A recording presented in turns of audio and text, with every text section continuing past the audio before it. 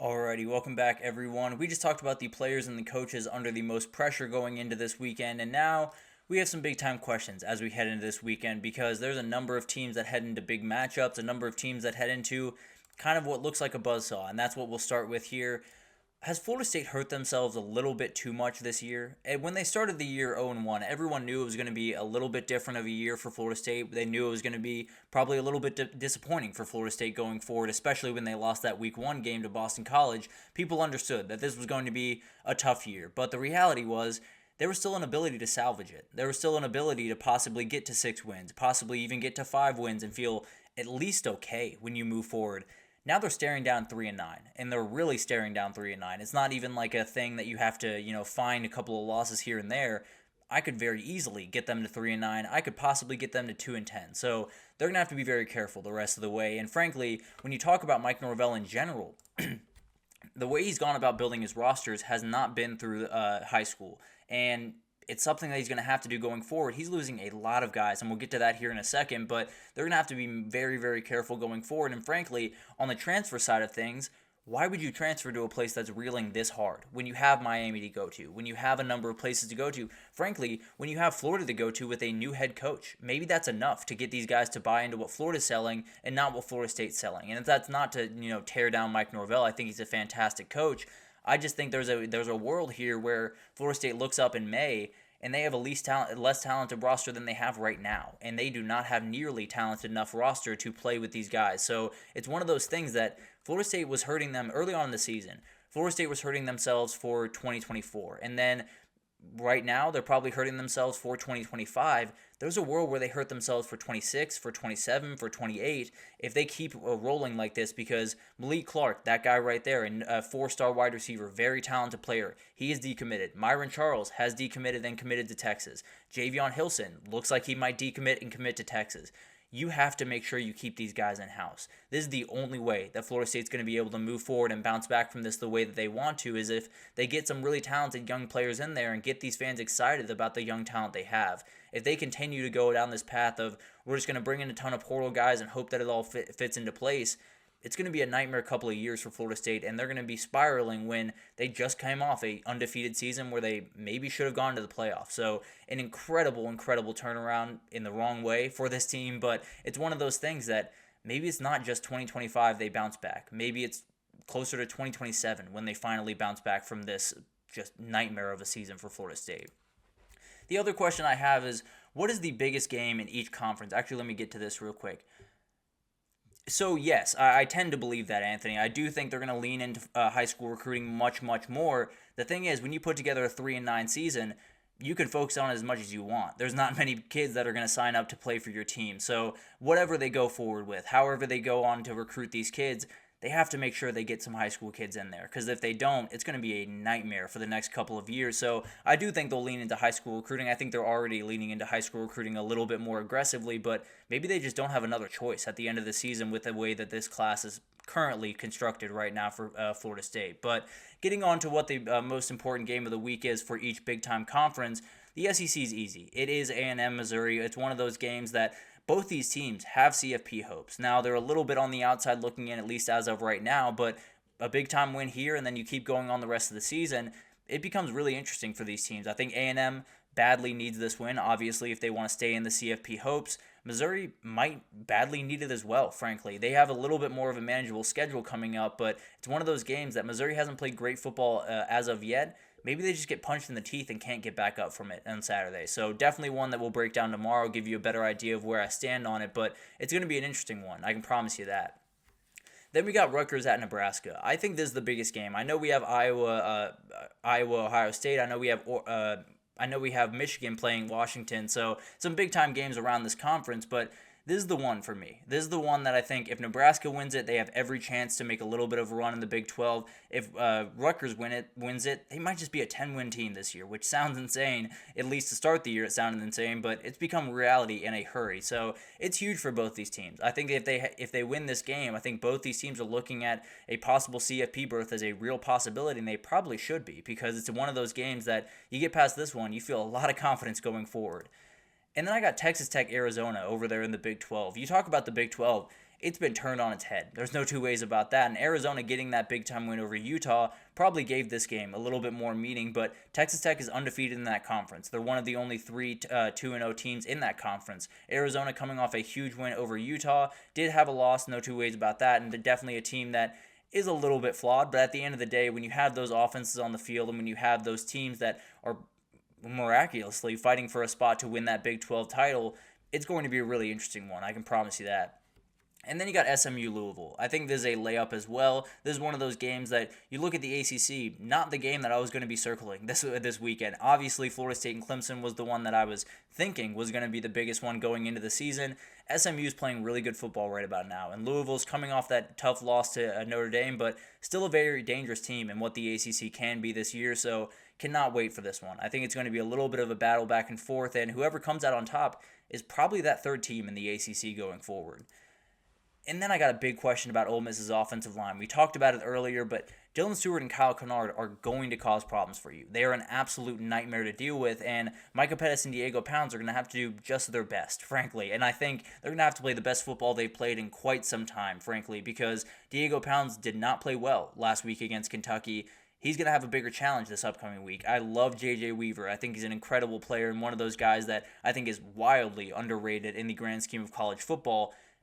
I don't think he's Kyle Kennard. I don't think he's Dylan Stewart, at least from a rushing the passer perspective. These guys are as dangerous as it comes, and if they're not ready to roll, it's going to be a nightmare of a day that's going to turn into a nightmare of a season in a hurry for Ole Miss. So there's a number of things that go into this. Diego Pounds, Micah Pettis have to play really well. You also have to double these guys a little bit. You also have to give them a little bit of running back help. You also have to chip them with tight ends. So this goes deeper than the offensive line. No two ways about that. You also have to have play calling that kind of puts this at bay just a little bit. So definitely deeper than just these two players, but doesn't change that these guys are coming. Doesn't change that Kyle Kennard and Dylan Stewart are going to try to wreck this game, and they've been able to do it before. They literally were the reason that South Carolina won that Old Dominion game, and they could very well be the reason that they beat Ole Miss on Saturday. So going to be really interesting to watch this one unfold, and that's the battle you got to watch to see which way this game is going to go. And then we got a ton of really fun Group of 5 games this upcoming weekend. We'll break down this one a little bit more in detail tomorrow, but Texas State Troy is a really interesting game. It's one of those that it's on Thursday, so definitely be on the lookout for it, but it's one of those games that Texas State has so much energy. They have so much momentum going in the right direction. Now they're playing a really solid team in Troy, and they're going to their place to play it. They just got to be a little bit careful here. Definitely one of those games that could get a little bit closer, another upset special in sorts, so excuse me. Got to make sure you're ready to roll. Got to make sure that you execute in this game and keep those Sun Belt hopes alive, obviously. But there's a couple others to talk about, obviously, between the Group of 5 and the Power 4. You have UNLV playing Syracuse. Not a Power 4 game technically, but Colorado State playing Oregon State is a fun little matchup over there as well. But another one that I'm watching, Navy Air Force, is really, really interesting. Navy's been rolling right along. Air Force badly wants to be the team that messes that up. And it kind of gets the thing started for the Commander-in-Chief trophy at the end of the year. So cannot wait for that. Always a really fun wrinkle into the college football season. And it's one of those games that if Air Force wins it, they could be I think they have 2 losses right about now. I could be wrong about that, but they could be a team that has the worst record of the bunch, but they win those 2 games, they get to take home that trophy. So it's going to be a really interesting game. Definitely a game that Air Force just wants to torpedo the incredible season that Navy's having, and they possibly could. It's going to be a really, really interesting one out there in Colorado Springs. And then you got Miami of Ohio at Toledo. Miami of Ohio has started the year with maybe the worst start that they've had in quite some time, and frankly, they probably should have. They played 3 Power 4 teams. They've played UMass. They did get on the right track against UMass, but got a very close win. Definitely not necessarily playing the football they want to be playing.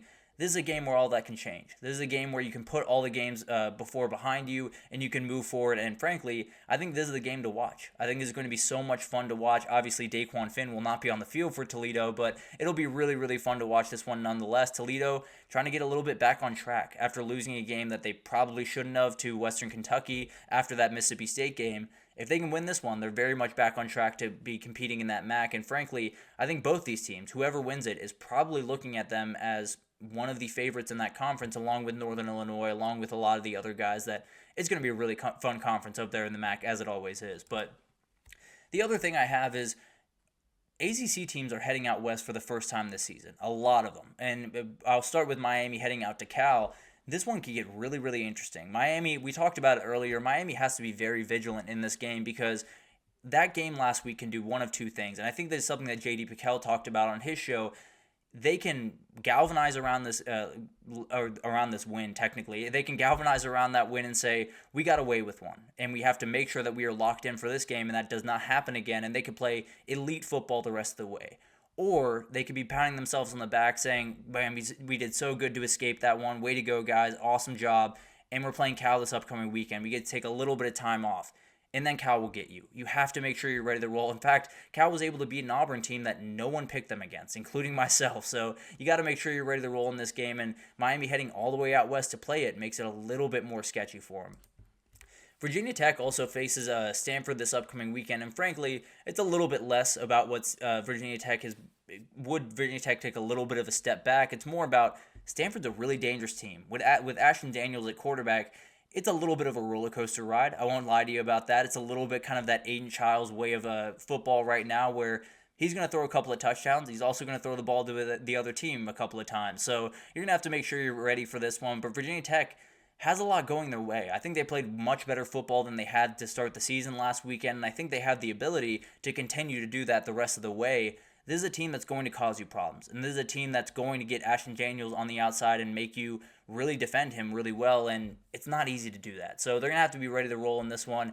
And then finally, Syracuse heads out to Las Vegas. And obviously, this one is a little bit less about travel, more just about the team on the other side. Because UNLV is a load to deal with. You're going to have to make sure you have a defense that is ready to roll, that is very disciplined against this ridiculously fun go-go offense. In fact, if you have not watched UNLV this year, tune in for that entire game and come away from that one telling me what you feel about Brennan Marion, because that's a special guy. He absolutely is going to be a head coach this time next year, and frankly, I don't think he's going anywhere for quite some time in college football. So cannot wait for this game. I think it's just one of those weeks where maybe a couple of those travel variables that have been brought into the sport really kind of rear their head. Michigan's also going out to Washington. So there are a number of big-time games out west that maybe teams aren't very accustomed to.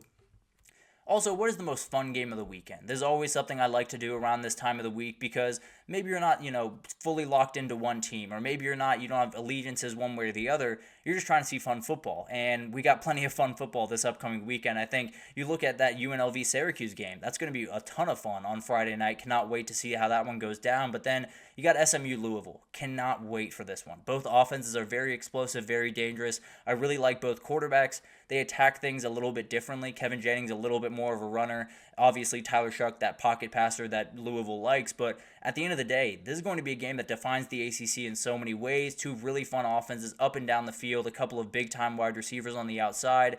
It's going to be really fun to watch this one unfold, and whoever wins it's feeling really good about where they sit in the ACC going forward. The other one I want to talk about is Texas Tech Arizona. This is an elite game. This is maybe the game of the week, frankly. And frankly, I've been going to Texas Tech quite a bit on this segment. It's because that offense is really, really fun. They have a number of different things going for them. They have a number of wide receivers, some really, really fun players on that offense. So I like Texas Tech. I like leaning into them a little bit. And then Arizona, when you have Noah Fafita and T-Mac on the other side, it's going to be a nightmare to deal with. So whenever they're on the field, it's always pretty fun. And then I think Tennessee-Arkansas is going to be a really, really fun game. One of those that if Arkansas's offense can get their feet under them, things get interesting in a hurry, and maybe you put up some points in that game. So overall, I think you look at this week, it is packed. There are so many different things that could go wrong for a lot of these teams, so many different ways that you're not necessarily looking at this week saying, man, there's so many powerhouse matchups. But you are looking at this week saying there's a lot of matchups that could go sideways in a hurry. So cannot wait for this week to get going.